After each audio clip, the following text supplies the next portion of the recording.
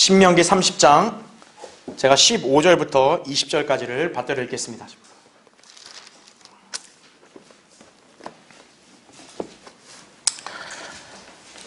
보라, 내가 오늘 생명과 선 그리고 죽음과 악을 내 앞에 두어 그 안에서 내가 오늘 내게 명령하여 주 너의 하나님을 사랑하고 그분의 길에서 행하고 그분의 계명들과 그분의 규례들과 그분의 명령들을 지키게 하였으니 이는 내가 살고 번성케 하려 함이라 이거죠. 주 너의 하나님께서 내가 차지하러 가는 그 땅에서 너에게 복 주시리라 하죠. 그러나 만일 내가 마음을 돌이켜서 듣지 아니하고 유혹을 받아 다른 신들을 경배하며 그들을 섬기면 내가 오늘 너희에게 엄숙히 선언하노니 너희는 반드시 망할 것이며 내가 요단을 건너가서 차지하는 그 땅에서 너희 날들이 길지 못하리라죠.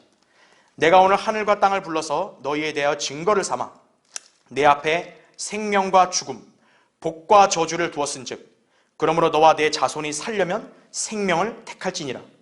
이는 너로 주 너의 하나님을 사랑하게 하고 너로 그분의 음성에 복종하게 하며 또 그분께 밀착하게 하려 함이니 그분은 너의 생명이시오 내 날들의 기한이시라.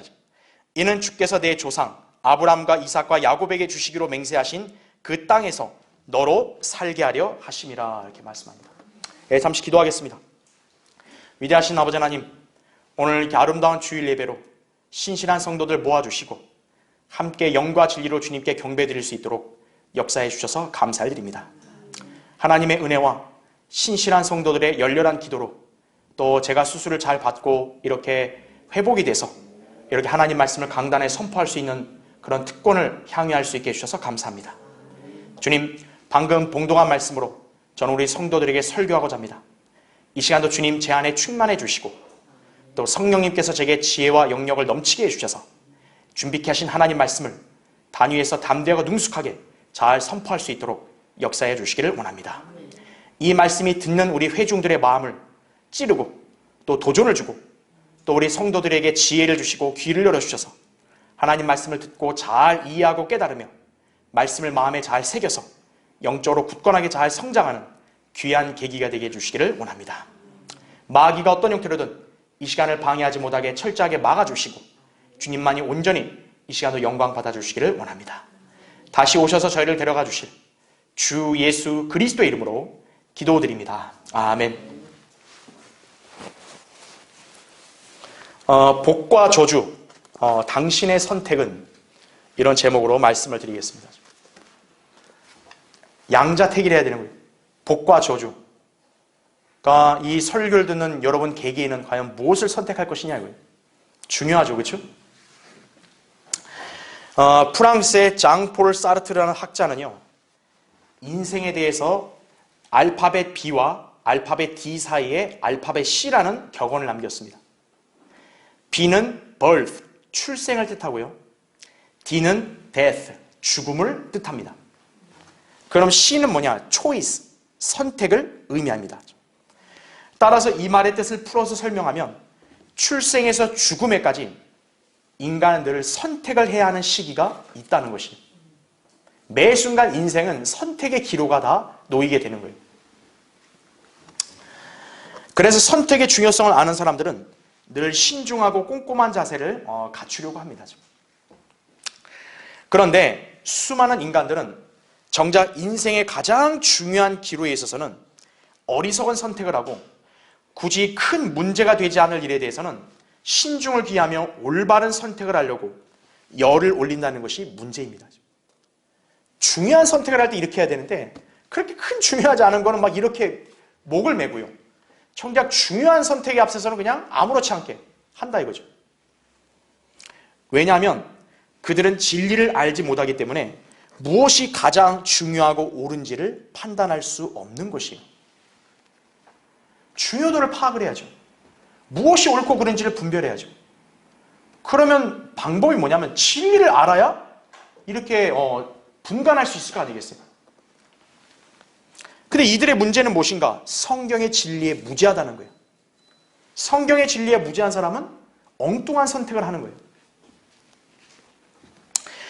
왜 인간은 자기가 신봉할 종교나 신을 찾으러 가는 것인가요? 인생이 불완전하고 앞일을 예측하지 못하기 때문입니다. 누구나 행복하고 안정이 보장된 인생을 원하죠. 누구나 죽는 것보다는 생명을 오래 지속하고 싶죠. 그렇죠? 자, 이러한 갈망을 해결할 수 있는 분이 누구신가 이거예요. 오직 전지전능하신 주 하나님뿐이시다. 그분만이 유일하게 인간에게 자신을 나타내시고 그분을 믿으라고 하시는 거예요. 이사야 45장 22절에 땅끝들에 있는 모든 자들아 나를 쳐다보고 구원을 받으라 이죠.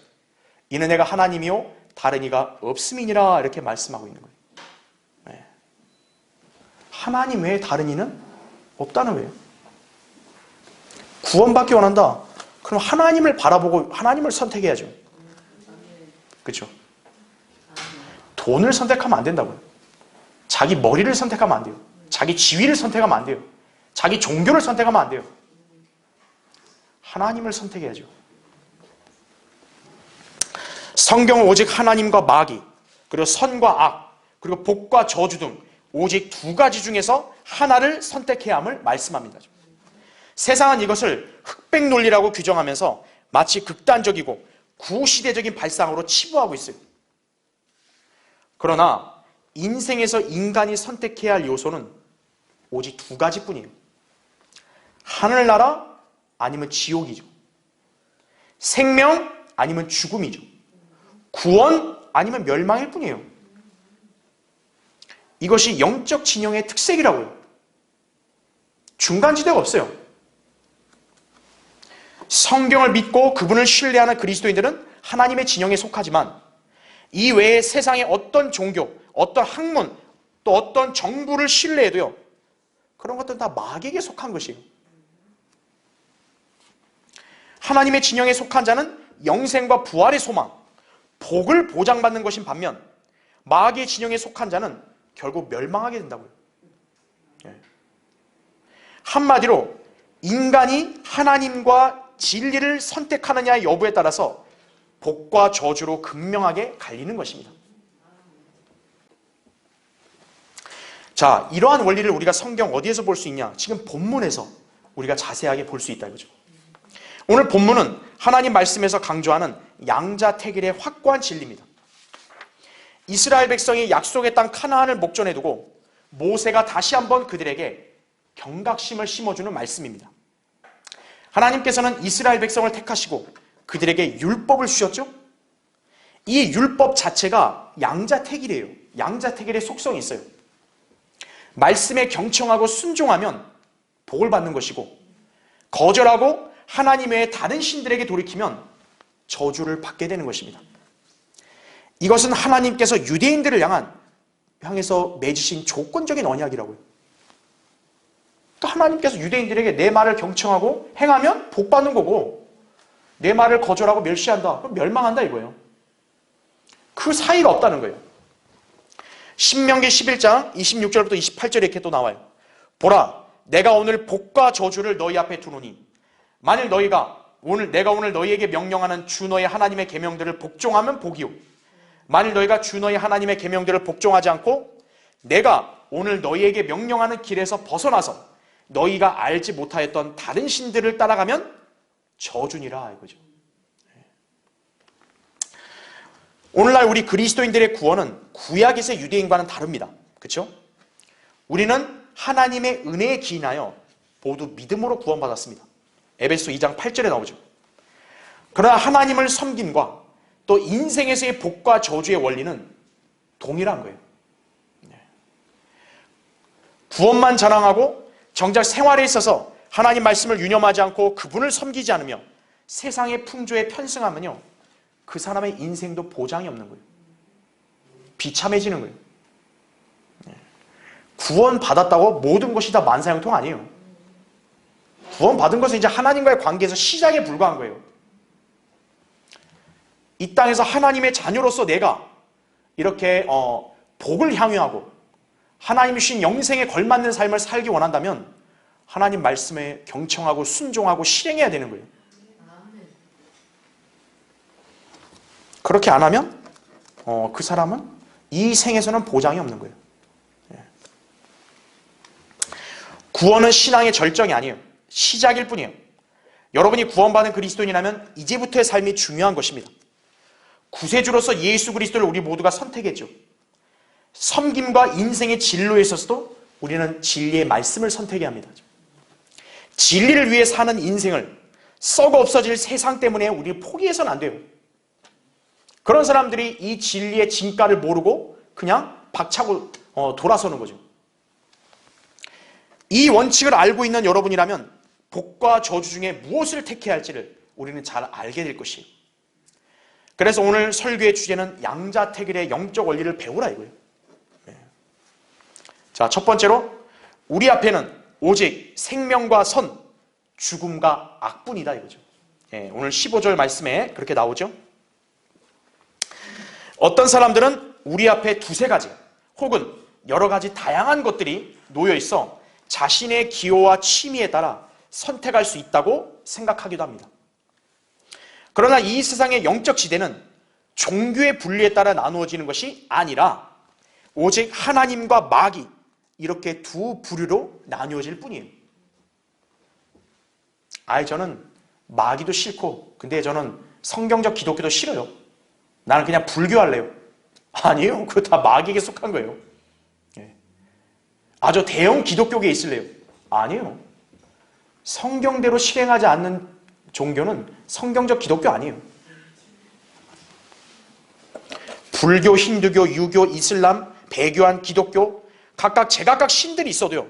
그건 모두 마귀가 창안한 것들이에요.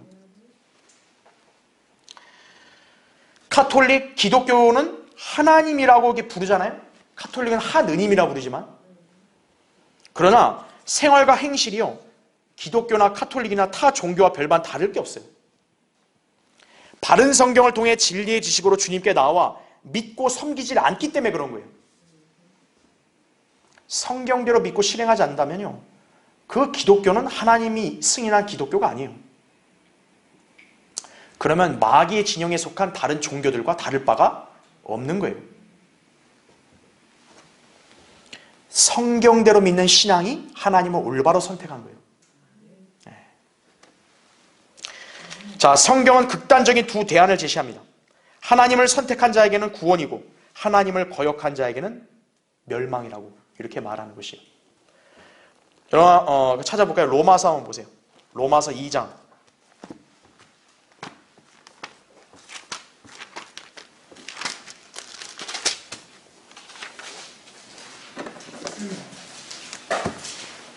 로마서 2장 거기 6절부터 제가 10절까지 읽겠습니다. 그분께서는 각 사람이 행한 대로 갚아주시리니 참고 선을 행하여 영광과 존귀와 썩지 아니함을 구하는 자들에게는 영원한 생명으로 하시고 다투고 진리에 복종하지 아니하며 불의에 복종하는 자들에게는 분개와 진노로 하시리라. 악을 행하는 각 사람의 혼에게 환난과 곤고가 있으리니 첫째는 유대인에게요 또한 이방인에게며 선을 행하는 각 사람에게 영광과 존귀와 평강이 있으리니 첫째는 유대인에게요 또한 이방인에게라 이렇게 말하죠. 이는 하나님께서 사람을 외모로 보지 않으시기 때문이라 이렇게 말씀하는 거예요. 하나님 보시기에 올바른 것을 믿고 행하면 하나님께서 생명을 주시고 복을 주시는 거고 아니면 저주와 멸망을 당하는 거예요. 유대인이라서 예외 없어요. 기독교인이라고 예외 없어요. 자, 이런 극단적인 진리의 예를 제가 몇 가지 드릴게요. 첫째는 예수님께서는 모든 인간들이 오직 두 가지 부활 중에서 하나로 부활할 것임을 말씀하셨습니다. 요한복음 5장 28절 29절에는 이를 이상하게 여기지 말라. 무덤들 속에 있는 모든 자들이 그의 음성을 들을 때가 오나니 선을 행한 자는 생명의 부활로 악을 행한 자는 저주의 부활로 나오리라 이렇게 말하죠. 이 사이에는 다른 중간적인 부활이 없어요. 하나님을 선택하여 말씀에 순종한 성도는 생명의 부활. 하나님을 믿지 않고 진리를 무시하고 자기 멋대로 인생을 산 사람은 저주의 부활로 나오는 거예요. 둘째, 구약 성도들은 하나님을 신뢰하며 그분께서 말씀하신 계명들과 명령들에 순종하여 행할 때 영생을 얻게 되죠. 유대인들은 율법에 기록된 것들을 행함으로써 의롭게 되었죠. 이방인들은 양심에 따라 행할 때 의롭게 되죠. 로마서 2장 12절부터 15절 이렇게 나오죠. 그래서 이러한 사람들은 생명의 부활로 나타나지만 그렇지 않고 말씀을 멸시하며 하나님을 부인한 자들은 모두 백보자 심판에서 영원한 불못의 심판을 받기 위해 저주의 부활로 나오게 될 것이에요. 계시록 20장 12절부터 15절이요. 셋째, 신약 시대에는 그럼 어떨까요? 신약 시대는 예수 그리스도의 복음을 믿고 구원받은 그리스도인들이 하나님을 올바로 선택한 사람들입니다. 예수 그리스도께서 행하신 일로 인해 우리의 행위가 없이 믿음으로 단번에 의롭게 되죠. 우리는 로마서 3장 25절부터 28절에 나온 대로. 그래서 우리도 생명의 부활로 나타나게 되는 것이에요. 구원의 문제에 있어서 교회 출석이나 어떤 침례나 세례나 방언이나 직분 그런 걸 신뢰하지 않고 예수 그리스도의 복음을 내가 믿고 그것을 그대로 순종했다면 어떻게 되는 거예요? 그 사람은 영원한 생명을 얻는 거예요. 근데 교회에 몇십 년을 다녔어도 예수 그리스도의 복음을 무시하고 다른 것들을 이렇게 자기 구원을 위해서 신뢰했다. 그럼 그 사람은 구원받지 않은 거예요.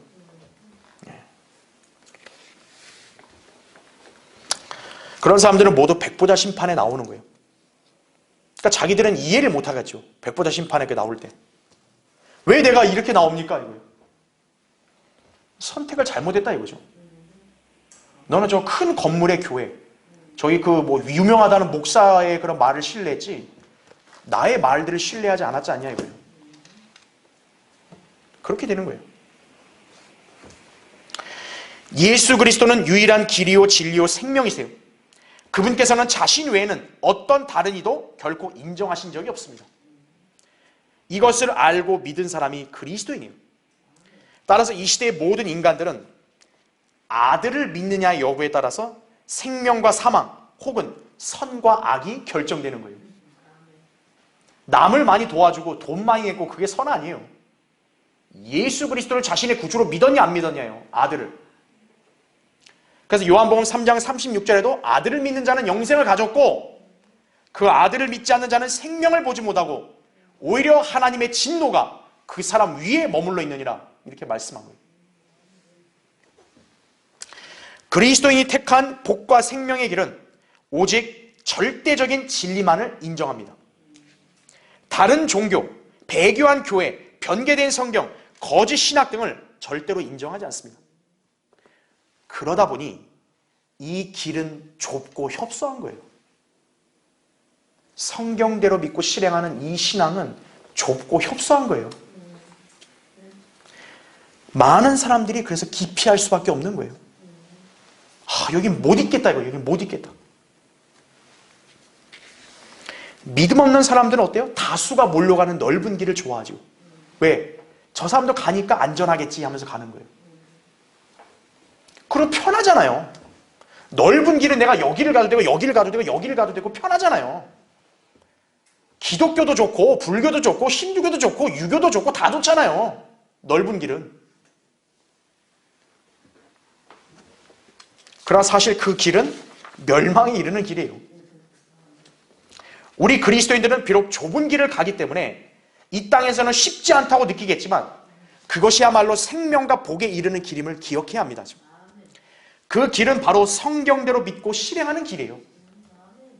마태복음 7장 13절 14절에 너희는 좁은 문으로 들어가라지.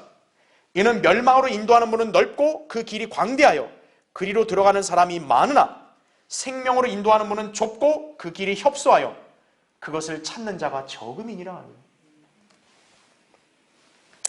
여러분이 성경의 진리를 믿는다면 주님을 섬기고 진리의 말씀을 선택했다는 것을 잘 알아야 돼요.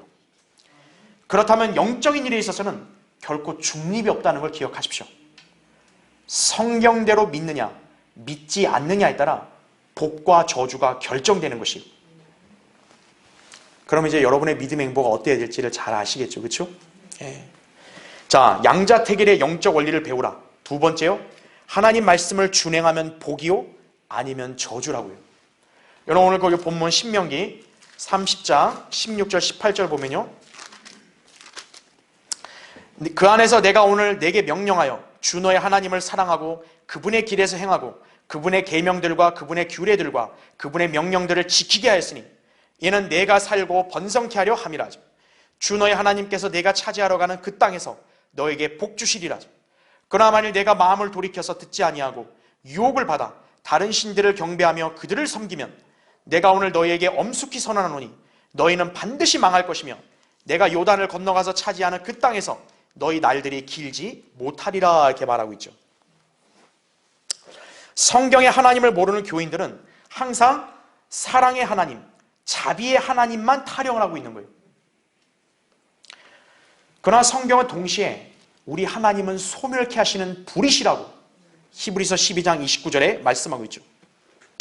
하나님께서는 사랑과 자비만이 아니라 동시에 공의와 진노를 보이시는 분이시에요. 성경에서 이것을 가장 잘 볼 수 있는 장이 어디냐? 신명기 28장이에요. 하나님의 계명에 순종하면 엄청난 축복을, 불순종하면 끔찍한 저주를 신명기 28장에 기록하고 있어요. 근데 희한한 게 뭔지 아세요? 복에 관련된 건요 14구절밖에 없어요. 근데 저주에 관련된 구절은 무려 54구절 이상 있는 거예요. 왜 그럴까요? 하나님은 인간의 심양을 너무 잘 아시는 거예요. 인간은 하나님 말씀을 복종하는 것보다는 거절하려는 본성이 더 강하기 때문에 그런 거예요. 그래 계속 경고를 주는 거예요. 하지 말라고. 내 말을 불순종하지 말라고 하는 것이에요. 여러분 신명기 펴져 있으면 28장 63절 한번 보세요. 와카 목사님은 이걸 성경 전체에서 가장 무서운 구절이라고 말했어요. 신명기 28장 63절 보면요. 주께서 너희에게 선을 행하시고 너희를 번성케 하시기를 기뻐하신 것 같이 주께서 너희를 멸하시며 너희를 망하게 하시기를 기뻐하시리라. 또 너희는 내가 차지하려고 들어갈 그 땅에서 뽑히게 될 것이니라 말한 거죠. 무서운 말씀 아닌가요? 하나님은 자녀랄지라도요 복 주는 걸 기뻐할 뿐만 아니라 망하게 하는 것도 기뻐하신다는 거예요. 하나님께서는 자신의 백성 이스라엘에게 약속의 땅인 카나안을 유업으로 주시면서 동시에 언약을 주셨어요. 이것을 신약적인 용어로 팔레스타인의 언약이라고 그래요. 그게 신명기 28장부터 30장까지 그래서 모두 조건이에요. 율법을 지키고 행하면 이 땅에서 니네는 번성하고 풍요롭게 생활하는 거고 만약에 거절하면 어때요? 너희는 그 땅에서 쫓겨난다라는 거예요. 그게 팔레스타인의 언약이에요. 신명기 28장부터 30장까지 다 그 내용이에요. 자, 하나님께서는 반복적으로 동일한 말씀을 하면서 백성들에게 경고하십니다. 왜 그럴까요? 인간이 그만큼 말씀에 불순종할 여지가 크기 때문에 그래요. 주님께서는 이스라엘 민족의 성향을 매우 잘 알고 계시기 때문에 다시 한 번 더 율법의 말씀을 반복하신 것입니다. 그러나 이스라엘은 약속의 땅이 카나안에 정착했지만 이 언약의 말씀을 지키는데 실패했죠.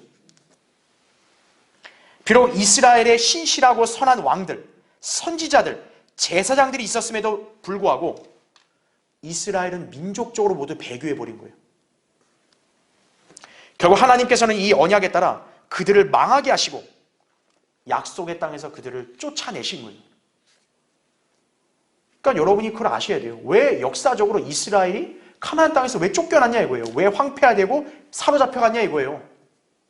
하나님의 말씀대로 된 거예요.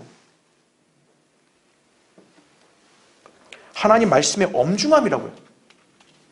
성경의 예언을 무시하면 저주예요. 그걸 누구라도 잘 알아야 된다고요. 잠언 13장 13절에 이렇게 나와요. 말씀을 멸시하는 자는 누구라도 멸망할 것이나 계명을 두려워하는 자는 보상을 받으리라 이거죠. 양극단이죠. 하나님 말씀을 멸시하고 업신여긴다. 그럼 저주받는 거고 말씀을 지키고 행하면 복을 받는 거예요. 주 하나님을 사랑하고 그분의 말씀에 경청하고 실행하는 것은 비단 구약 성도들만이 아니라 신약 성도들도 동일합니다. 우리의 혼이 비록 은혜로 말미암아 구원을 받아 보장됐지만 하나님 말씀에 따라 믿고 실행하는 삶을 살지 않게 되면요 현세에서는 피폐한 삶을 살게 되는 거예요. 다가올 영혼에서도 비참한 상태로 전락하게 되는 거예요. 구원은 하나님의 은혜로 보장이 되죠. 하지만 이 땅에서의 삶, 다가올 영혼에서의 삶은 남는 게 없어요.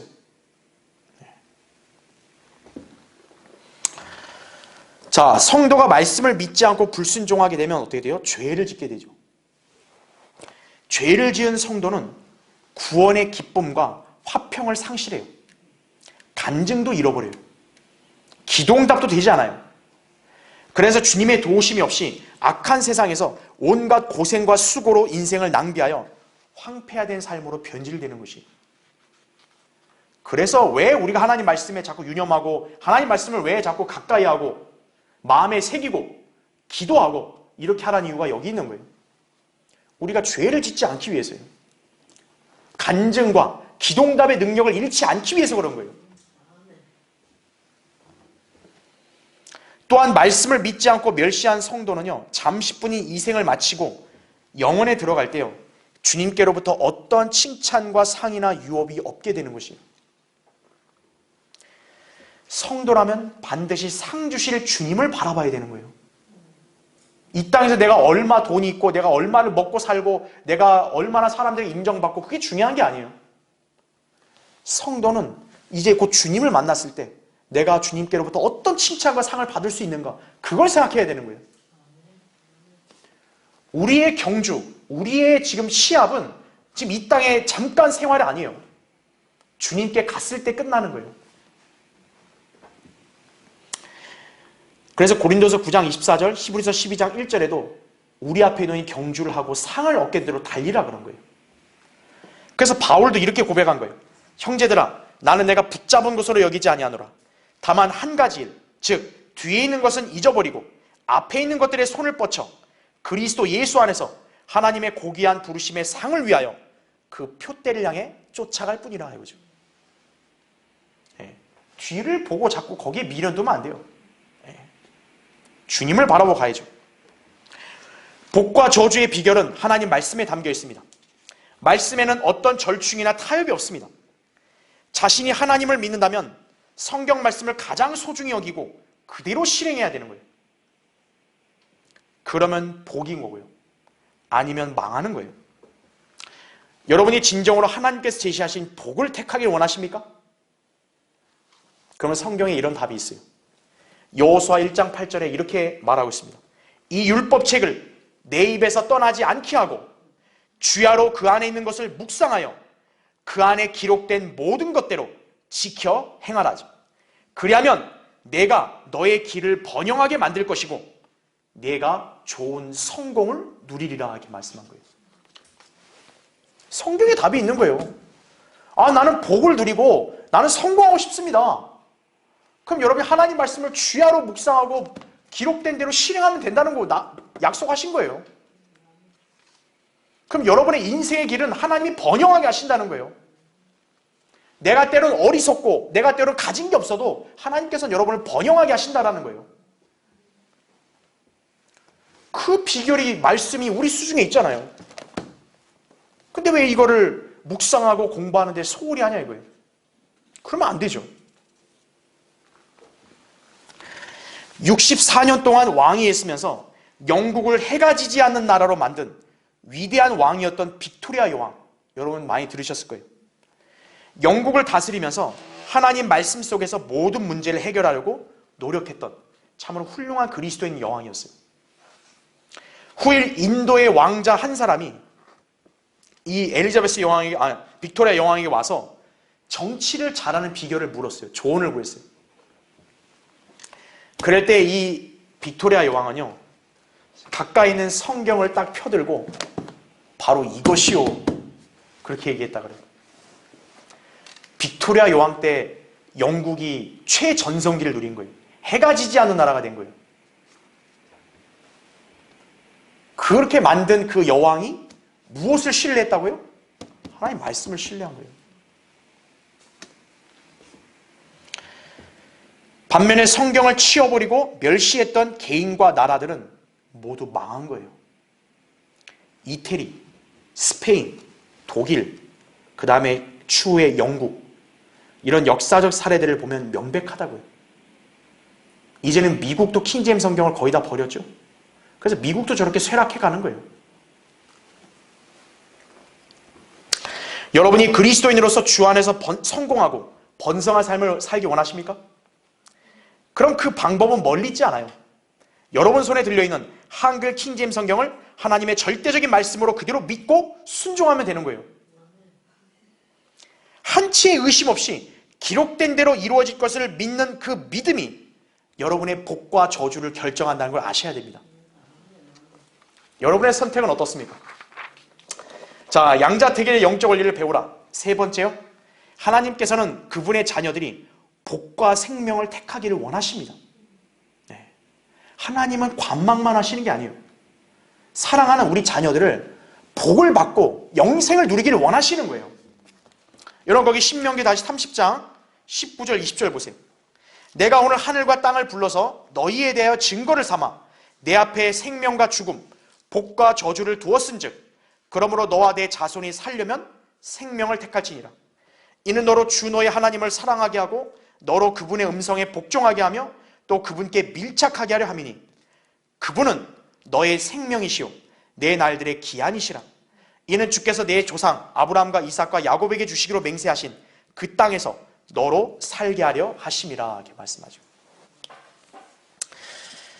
성경은 결코 없어지거나 폐기될 수 없습니다.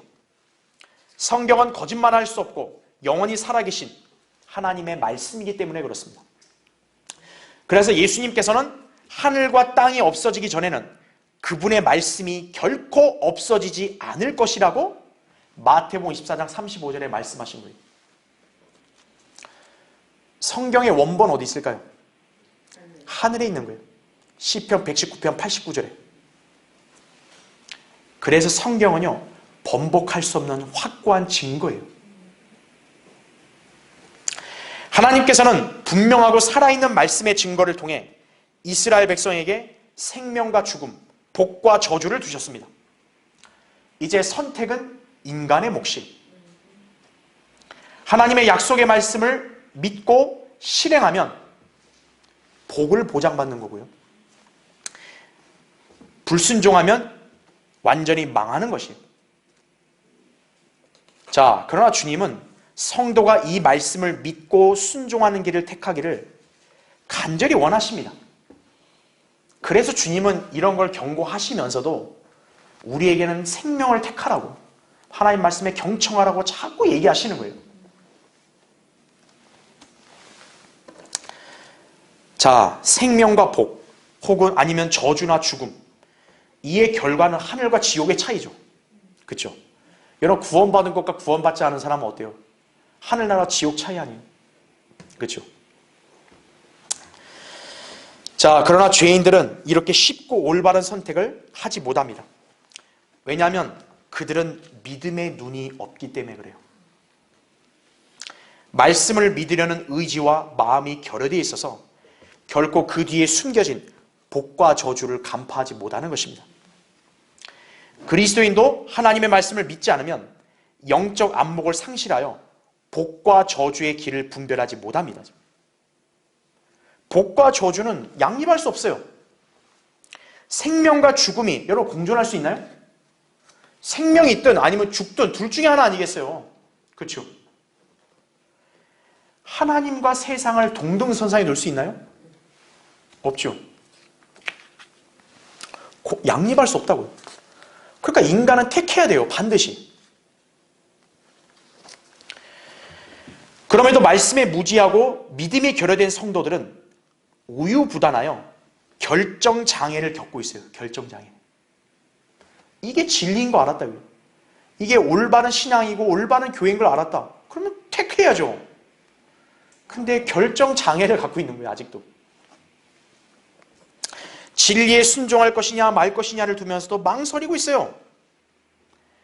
그런 사람들은요, 엘리야의 도전을 유념해야 돼요. 당시 엘리야는 바알의 거짓 선지자 450명과 칼멜산에서 대결을 펼치고 있었습니다. 자, 백성들은 두 진영 사이에서 하나를 택해야 돼요. 엘리야냐 아니면 바알의 선지자냐 택해야 될 거 아니에요. 그런데 성경 말씀을 보면요, 그들은 둘 사이를 택하지 않았다 그래요. 관망한 거예요. 어디가 좀 더 유리할까 이거예요. 그러자 엘리야가 이렇게 말했어요. 엘리야가 모든 백성에게 나아가 말하기를 너희가 얼마나 더 두 의견 사이에서 지체하려느냐? 주가 하나님이시면 그를 택하라. 그러나 만일 바알이면 그를 따르라. 이거예요. 그런데 뭐라고 기록되냐면 백성이 그에게 한마디도 대답하지 아니하더라고요. 열왕기상 18장 21절에. 성경은 단호한 선택을 해요. 하나님과 진리를 택할 거면 확실하게 택하고 안 그러면 그냥 저 세상을 택하라고 그냥. 하나님은 결코 미련을 두지 않아요. 근데 인간들은 여전히 결정장애를 갖는 거예요. 아, 이것도 옳은 것 같긴 한데, 아, 근데 또 이렇게 하는 건 좀 그렇고. 하나님께서는 중도, 절충을 허용하지 않으십니다. 그분은 진리에 온전히 순종하는 그리스도인이 될 것인지, 그렇지 않을 바에는 차라리 안 믿는 것이 더 낫다고 여기시는 분이라고요. 주님을 사랑하는 증거는 말씀을 지키는 것이라고. 요한복음 14장 21절 23절에 나오죠. 그런데 겉으로는 주님을 사랑한다고 하면서도 내면에는 말씀을 믿고 실행할 의지가 없다면 그 사람의 고백은 거짓이죠. 거짓. 그런 사람의 특징은 뭔지 아십니까? 미지근해요. 미지근해. 그리고 두 마음을 품은 것입니다. 야고보서 1장 8절에 나온 대로. 오늘날 라오디케아인들의 교회 시대 특징이 바로 이렇다고. 진리를 제시했으면 믿겠습니다. 아, 그게 무슨, 왜 이런 말을 하냐고, 난 안 믿겠다고 그렇게 나와야 되는데, 그게 아니라 미지근한 거예요. 이건 믿는 것도 아니고 안 믿는 것도 아니고. 한번 찾아볼까요? 요한계시록 3장 한번 보세요.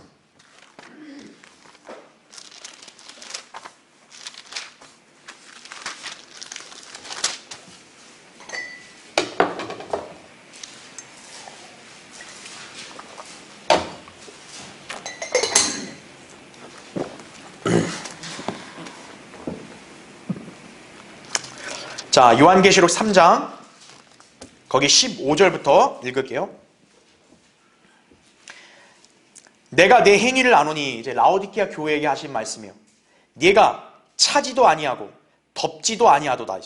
나는 내가 차든지 덮든지 하기를 원하노라죠. 내가 그처럼 미지근하여 차지도 아니하고 덮지도 아니하기 때문에 내가 너를 내 입에서 토해내겠노라 이렇게 말하고 있는 거죠. 하나님을 믿는 선택이 어려운 것인가? 어렵지 않다고요. 인간이 그것을 어렵고 혼란스럽게 만들기 때문에 문제인 거죠. 바른 성경을 알고 이대로 믿고 실행하면 그만이에요. 이 성경이 변개되지 않고 보존된 하나님 말씀인 거 알았다. 그럼 이 성경대로 믿고 실행하면 그만이에요. 그러나 인간은 기록된 말씀 그대로를 받아들이기에 앞서서 항상 자신의 생각과 판단과 경험을 뒤섞으려고 하는 거예요. 아니, 성경은 이렇게 기록되어 있지만 그래도 이게 그런 건 쉽지 않잖냐고.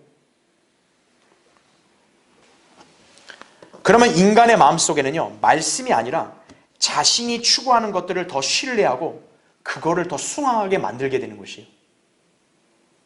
그래서 택할 때는 다른 걸 고려하면 안 돼요. 하나님 말씀만을 절대 기준으로 삼아서 이것이 입증됐으면 옳은 거다 택하면 되는 거예요. 거기다 나의 생각, 나의 연륜을 집어넣으면 안 되는 거예요. 그러면 이제 혼란스럽게 되는 거예요. 그러니까 그런 사람들이 선택을 못하고 이렇게 우왕좌왕하는 거죠. 하나님을 선택하는 것이 아니라 자기 유익을 위해서 하나님을 이용하면서도 잘 믿는 것으로 착각을 하는 거예요. 배교한 교회들의 특징이 바로 그렇다고요. 주님을 선택하는 것은 단순하고 명확해요. 아무도 두 주인을 섬길 수 없나니 이는 그가 한쪽을 미워하고 다른 쪽을 사랑하거나 한쪽을 존중하고 다른 쪽을 경시하게 됨이라. 너희가 하나님과 재물을 동시에 섬길 수 없느니라. 마태복음 6장 24절이에요. 주님을 사랑한다면 세상과 세상에 속한 모든 것들을 사랑하지 말고 미워하는 거예요. 요한일서 2장 15절에 나온 대로 말씀을 대하는 성도의 자세는 오직 순종과 불순종뿐이에요. 어떤 부분만 순종하겠다든지 다른 부분은 자신의 안목과 세상의 풍조에 따라 받아들일 수 없다고 한다면 그건 위선이자 가식인 거예요. 성도는 분명하게 노선을 정하여 선택해야 되는 것이에요. 주님께서 복과 저주의 길을 제시하는 건요, 어떤 위협이나 협박이 아니에요. 주님께서는 우리 자녀들을 사랑하시기 때문에 우리 모두가 옳은 길을 택하여 생명과 복을 누리기를 원하시기 때문에 그런 거예요. 하나님은 복을 주고 싶은 거예요. 근데 하나님은 원리 원칙을 무시할 수 없단 말이에요. 그러니까 우리에게 그 원리 원칙을 준수하라 그런 거예요. 그래야 부어준다 이거예요. 생명과 복을.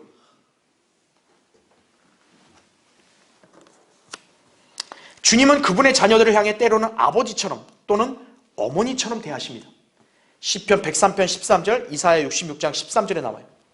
정상적인 부모가 자기 자녀의 성공과 복을 원하지 자녀가 망하고 죽는 걸 원하겠어요? 하물며 하나님의 아들들이요 예수 그리스도의 보혈로 구원받아 그분의 사랑 안에 받아들여진 우리 그리스도인들을 향한 사랑, 얼마나 위대하겠습니까?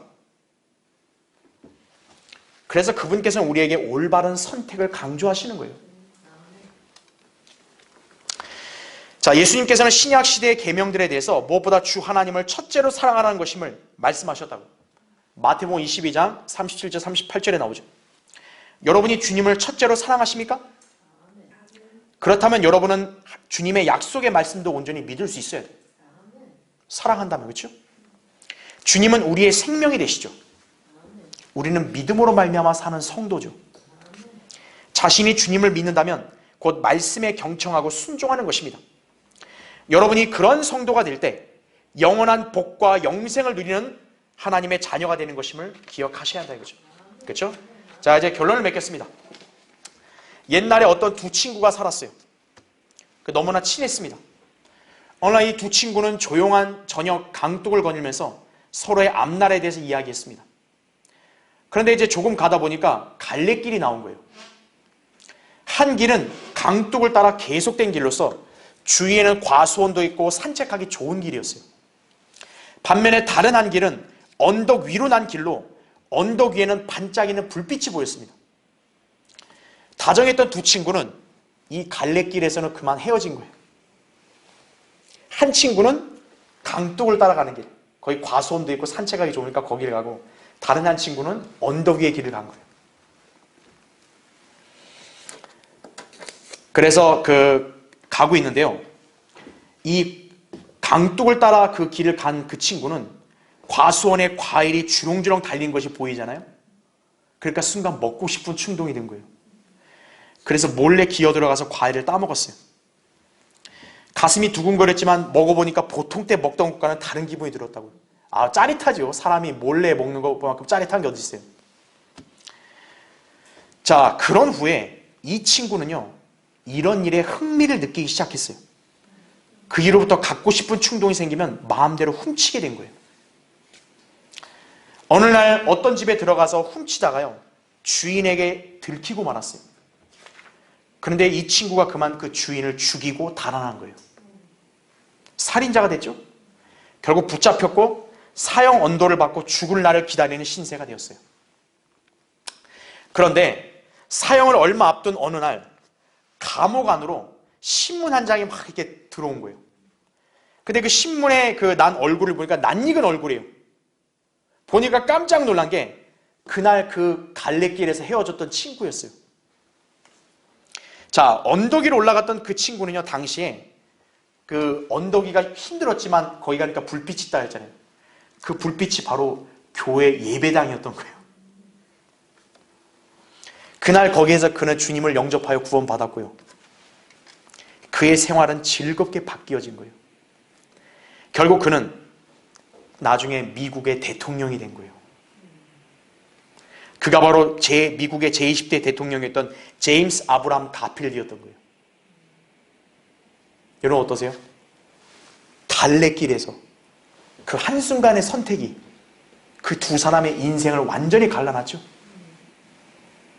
언덕 위에 가서 교회 간 그 친구는 구원받고 하나님 자녀로 복을 누리고 성공했고, 과수원 길을 갔던, 쉬운 길을 갔던 그 친구는 훔치는 충동을 배워서 도둑질하다 죽이고 결국 사형 선고를 받았죠. 선택에 따라서 극단으로 갈리는 거예요. 인생에는 반드시 중요한 길을 선택해야 돼요. 선택에 따라 앞으로 인생이 극명하게 엇갈리는 것입니다. 그렇다면 어떤 길이 가장 안전하고 옳은 길인가? 진리의 길이에요. 우리가 주님을 신뢰하는 것은 곧 주님께서 가르쳐 주신 길로 따라가는 거예요. 그럼 우리가 어디서 볼 수 있냐? 말씀에서 보는 거예요.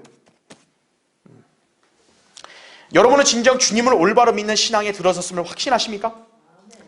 그렇다면 여러분은 하나님 말씀을 절대적으로 순종한다는 것을 여러분이 지금 나타낸 것이, 여러분이 하나님 말씀대로 행할 것을 선택하면 복 있는 사람이 되는 거예요.